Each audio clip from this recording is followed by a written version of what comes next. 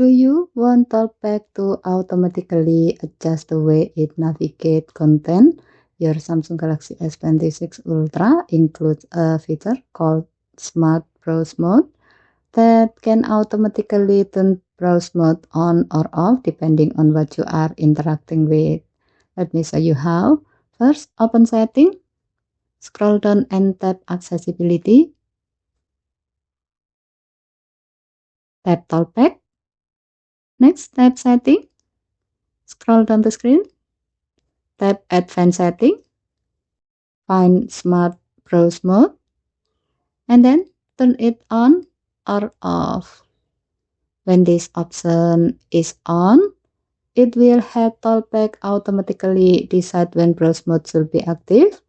According to Samsung, it automatically turns browse mode on or off based on the item you are currently on and keeps the input focus synchronized with the TalkBack focus.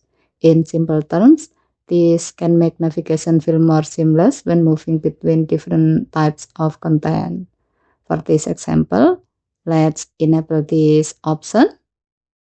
With this setting, when you open a web page or another screen that contains different type of content, as you move through the content with TalkBack, the phone can automatically adjust browse mode based on what you are interacting with.